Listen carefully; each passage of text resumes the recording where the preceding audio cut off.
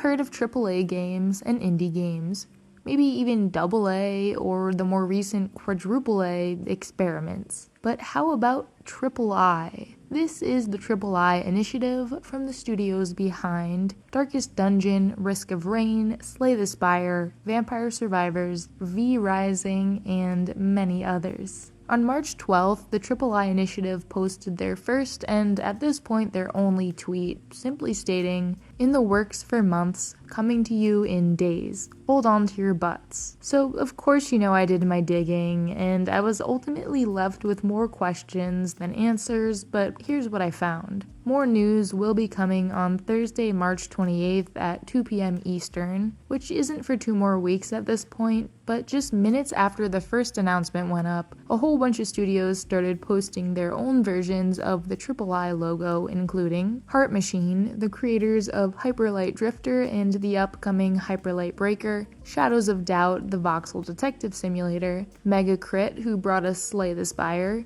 I'm extra excited to see what they've got going on because I know they've been working on something top secret. Who else? We've got Darkest Dungeon, Vampire Survivors, Pastet Games, the creators of Raven's Watch, Gestalt, Steam and Cinder, a really cool looking upcoming steampunk Metroidvania, Cat Quest 3, Flintlock, The Siege of Dawn coming this summer, Broken Roads, V Rising, Cross Blitz, Humble Games, My Time at Sandrock, Chia, almost done I promise, Laysara Summit Kingdom, 33 Immortals, Fireshine Games, Let's School, and Streets of Rogue 2. Quite the list, I know. Now, after gathering all this intel, I noticed some trends. The majority of these games have not been released yet, and some of these studios haven't even announced what they're working on. And most of the rest are in early access. Only a handful are fully released titles.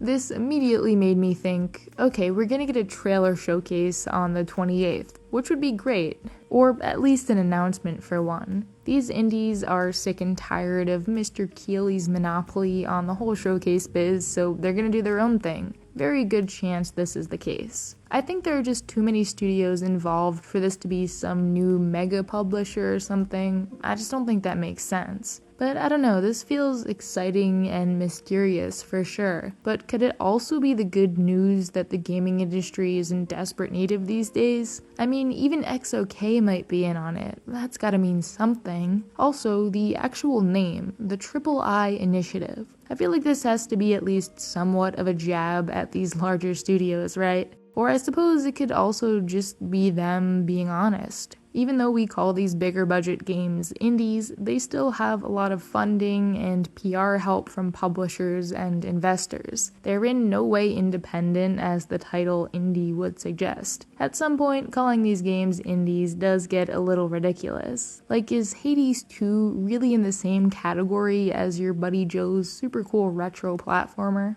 Now, Steve Philby, the CEO of Evil Empire, seems to be the one answering people's tech questions under this announcement post. What is Evil Empire, you may be asking? Well, they're a French studio that also described themselves as III and started working with Motion Twin in 2019 to help them create all the DLC for Dead Cells. I have a feeling they're at least partially the masterminds responsible for this curious event, as they've just ended their work on Dead Cells after 5 years. I still need to play that one.